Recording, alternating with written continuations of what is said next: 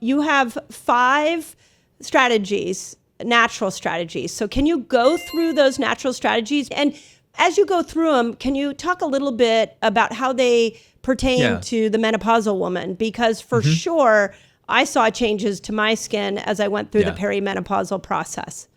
Yeah, so a couple of things. I think let's start with talking about what is truly aging our skin. And I look at 5 different factors that cause our skin to age. And a big part of that happens also with menopause. So 5 things that age our skin. Number 1 is nutrient depletion. And that's something that I cover in the book. There is a belief amongst alternative medicine circles that our food is not as nutritious as it used to be. Agreed. And the interesting thing about that is you may talk to traditional doctors about that and they may say, well, where's the science of it? There actually was a study that looked at our fruits and vegetables between the years 1950 and 1999. And they looked at the nutritional content in this produce and found over those 49 years a gradual reduction in 6 key nutrients. And 3 of them really stood out to me: protein, iron, and vitamin C. And this study concluded in 1999, and we can only imagine where we are now, 25 years later. So it is true. This study actually did prove that our food is not as nutritious as it used to be. And so what should you do? Things that you've talked about on your podcast before. It's wanting to, ideally, if you can afford it, go with organic foods, because there are studies that do show that organic foods do have a better nutritional value than conventional. Also, obviously, looking for real foods and getting rid of the ultra-processed foods. So that's number 1 thing is nutrient depletion.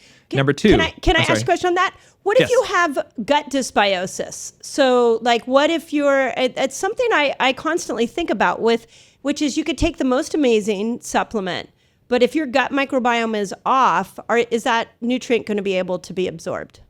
I think that's something that definitely is a concern, and that's something too that's part of the aging of the skin is your gut and gut health and inflammation. So that's one of the main causes of aging of the skin is chronic inflammation. And one of the things that I encourage people to do in the book is to eat those foods that can reduce inflammation. Yeah. And so what are some foods like that? You're talking about foods that are rich in omega-3 fatty acids like cold water fish, monounsaturated fatty acid-rich foods like nuts and seeds. And you're also talking about foods that will help to soothe the microbiome. And so fermented foods. And really, as you know, the standard American diet is basically sterile. It is devoid of fermented foods. It's dead food. Yeah, it's devoid of any probiotics. And so definitely eating fermented foods, that's it. Those are some really key things to reduce chronic inflammation, including reducing sugar as well. Sugar really is the main source of food-based aging of our bodies. And so reducing that can help reduce that chronic inflammation.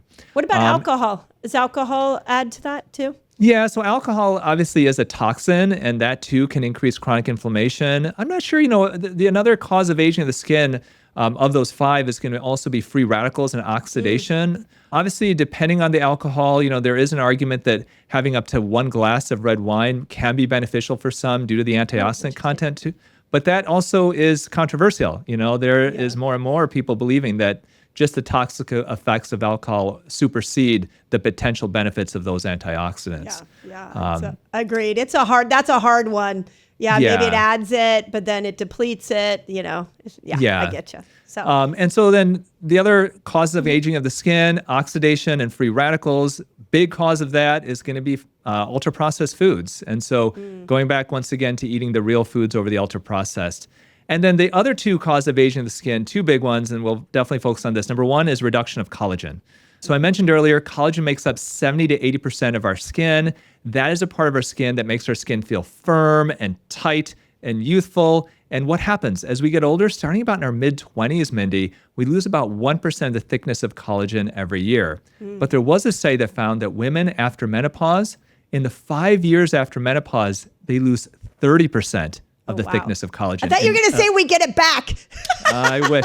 30% of collagen in the first 5 years, and then 2% every year after that. And that's why you do see some women who are in their 70s, 80s, and their skin can be tissue paper thin. And so really focusing on how can you rebuild collagen. You've talked about a lot of those types of things on the podcast as well. 5th thing is going to be buildup of cellular waste. And that's where essentially our cells build up with cellular waste, and autophagy, intermittent fasting, that's how you get rid of it. Got it. Which I know that's your favorite. So. Yeah. No, but I do, since I have you here as a Yes. skin expert, I do want to go into what fasting and autophagy does for the skin. Because I saw in my own clinic, like patients would walk in the door and I could tell by the glow of their skin if they were on a fast or not. So we'll go through that. But back to collagen. Yes. If I take collagen, does that do anything? Yeah, so that's a great question. And if you were to ask so many people, I talk about collagen on social media, and I get so many people say, you know what? My family doctor told me that it's not worth the money. How many times have I heard that in comments? It's insane. Like, I don't know what these family doctors are reading. Now, if you were to say 10 years ago that the science shows that collagen supplements are not necessarily proven to work, or maybe the science is not clear, then 10 years ago, maybe that would be a reasonable conclusion to make. But it's very different now. Now there are many, many studies that have looked at the effects of taking a hydrolyzed collagen peptide supplement and its effects on the skin. And the studies are very clear that it supports the health and the collagen content of your skin.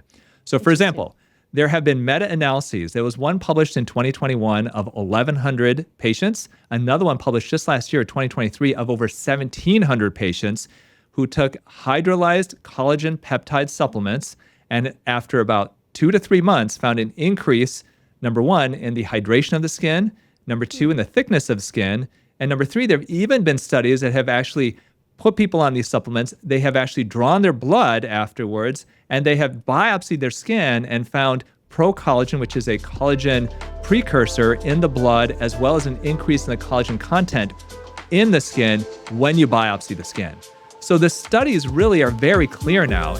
If you don't know that, then it's just because you haven't read the studies. And if people are saying nowadays that, well, it's not clear, we don't know, it's because you haven't actually looked at the studies. The studies are very clear. Amazing.